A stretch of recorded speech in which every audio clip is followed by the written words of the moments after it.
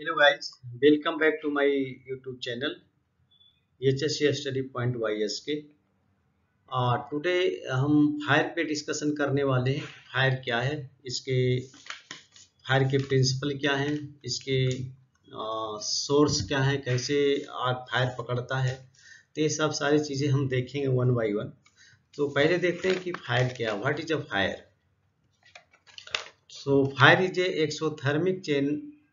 exothermic chemical chain reaction involving rapid oxidation of a fuel and releasing heat and create a flame।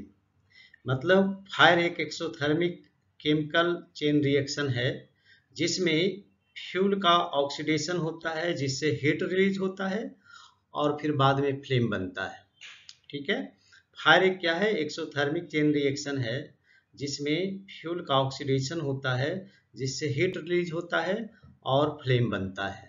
तो ये हो गया fire क्या है। नेक्स्ट देखेंगे कि फायर सोर्स ऑफ इग्निशन क्या है, कहाँ कहाँ से सोर्स मिलता है और जो फायर पकड़ता है। तो पहले पॉइंट है इलेक्ट्रिकल फॉल्ट के कारण कभी कभी ऐसा हो सकता है, फ्रिक्शन के कारण हो सकता है, ओपन फ्लेम के कारण हो सकता है, स्मोकिंग एंड मैचेस के कारण भी हो सकता है, spontaneous ignition, hot surfaces, combustible sparks, overheated materials, oil gas heating equipments, static electricity से भी हो सकता है कभी कभी, and use of flammable liquids. तो ये जो सारे जितने भी मैंने पॉइंट बताए ये सोर्स ऑफ इग्निशन है, इन सभी से सोर्स मिलता है, फिर वहां पे वो फायर पकड़ता है। नेक्स्ट देखेंगे कि क्लासिफिकेशन ऑफ फायर क्या क्या है। क्लासिफिकेशन जानना जरूरी है। तो सबसे पहले इसमें हम क्लासिफिकेशन हमने 5 किया है, ABCD एंड F&K। तो देखते हैं ये सब क्या है। क्लास ए ऑफ फायर में सॉलिड आता है, जैसे कि आप एग्जांपल ले सकते हैं, वुड है, ग्लासेज हैं, ग्लास है, क्लोथेस हैं, पेपर्स हैं, etc। बी में जो है लिक्विड में आता है, जैसे कोई भी पेट्रोलियम प्रोडक्ट है या पेंट से रिलेटेड है तो वो बी में आएगा। सी में क्या है, गैसेस, जैसे कि एसिटिलीन हो गया, हाइड्रोजन सल्फाइड और नेचुरल गैसेस। डी जो है वो मेटेलिक फायर है, जैसे कि सोडियम में आग लगती है, मैग्नीशियम में आग लगती है, एल्युमिनियम में भी आग लगती है।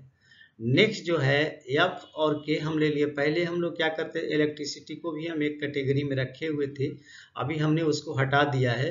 तभी एफ एंड के में हमने रखा है involving high temperature cooking oil और फ्लैट। जो कुकिंग ऑयल में जो आग लगता है या फैट में जो आग लगता है उसको हम लोग के कैटेगरी में रखते हैं। एफ को ऑलरेडी हटा दिया गया है क्योंकि electrical fires involving electrical equipment, तो इलेक्ट्रिकल इक्विपमेंट में लगता है तो जब तक हम इसके इलेक्ट्रिसिटी को कट नहीं करते तब तक हम इसको कुछ पता नहीं लगा सकते कि किस तरह का फायर है। इलेक्ट्रिकल इक्विपमेंट का कनेक्शन अगर काटने के बाद हम देखेंगे कि इसमें से फायर ऑफ क्लासेस जो बताए इसमें से किस में आग लगी है, तो उसके आधार पे यहाँ पे हमको क्या करना पड़ेगा, फायर एक्सटिंग्विशर का इस्तेमाल करना पड़ेगा।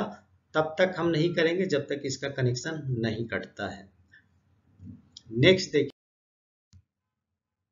अभी आपने देखा कि आग लगने के किन किन चीज़ों की ज़रूरत होती है। अभी मैंने ट्रायंगल में आपको बताया था जहाँ की ऑक्सीजन चाहिए, हीट चाहिए और फ्यूल चाहिए। तो अगर 3 एलिमेंट्स मिलके अगर आग पकड़ते हैं तो इसका मतलब अगर उन तीनों एलिमेंट्स को अलग अलग तरीके से एक एक बार में अगर हम हटा दें तो उस केस में क्या होगा, आग बुझ जाएगा। तो पहला देखते हैं, एक कूलिंग मेथड होता है। कूलिंग मेथड में क्या करते हैं हम लोग, हीट को रिमूव कर देते हैं, यानी हीट को हटा देते हैं, तो वहां पे क्या होती है, आग बुझ जाती है। तो पहला जो मेथड है वो कूलिंग मेथड है। सेकेंड मेथड है स्टारवेशन। स्टारवेशन का मतलब हुआ एलिमिनेशन ऑफ फ्यूल। फ्यूल को आप हटा दें तो ऑटोमेटिक क्या होगी, आग बुझ जाएगी। और थर्ड जो पॉइंट है वो स्मूथरिंग या ब्लैंकेटिंग इफेक्ट है, जिसमें हम लोग ऑक्सीजन को क्या करते हैं, रिमूव करते हैं, जिसके कारण आग क्या होती है, बुझ जाती है।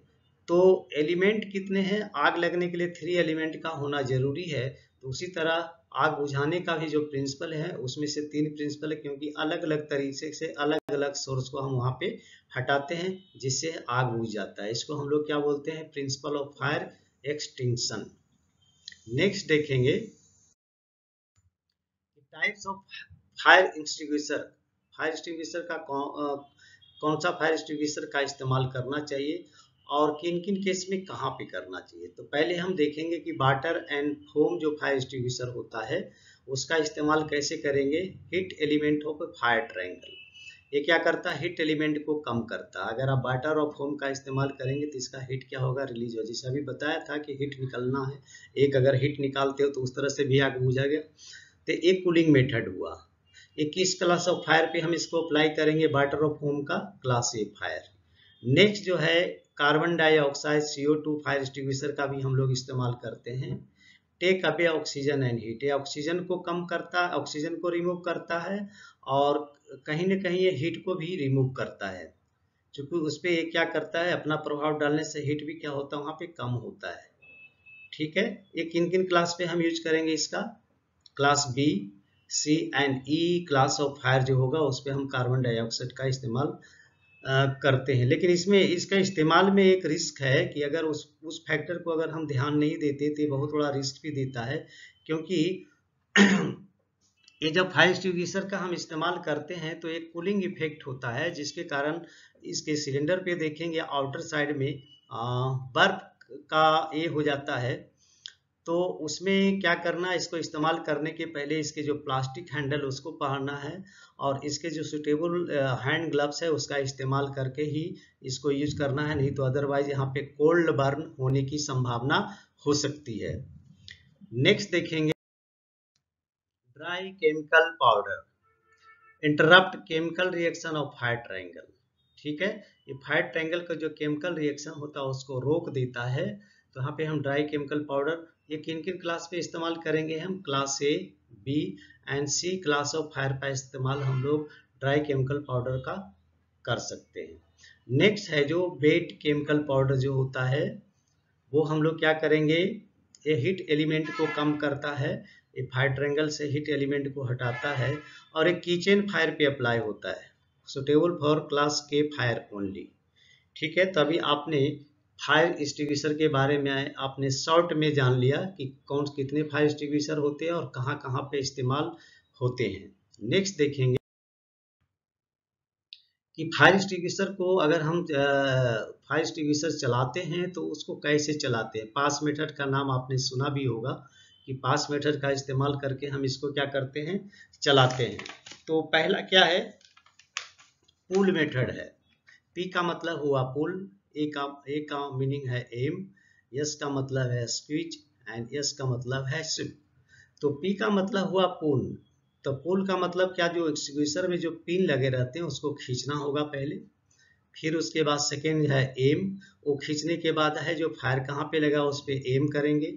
फिर एक्सक्यूज करेंगे, एक्सक्यूज मतलब आपका जो नोजल उसको घुमाएंगे तो उससे क्या होगा, केमिकल उसके अंदर से बाहर आने लगे। और बाद में स्विफ्ट करेंगे, तो स्विफ्ट कैसे करेंगे, साइड टू साइड। फायर को हम लोग एम करते हुए साइड टू साइड उस पर क्या करेंगे, हम लोग उसको डालेंगे तो क्या होगा, ऑटोमेटिक आग बुझ जाएगी। Okay, so thank you guys, मिलते हैं अगले वीडियो में। तब तक हमारे चैनल को सब्सक्राइब कर दें, शेयर करें, लाइक करें और बेल आइकन को प्रेस करें ताकि हमारा नेक्स्ट वीडियो का नोटिफिकेशन आपको मिलता रहे। Thank you.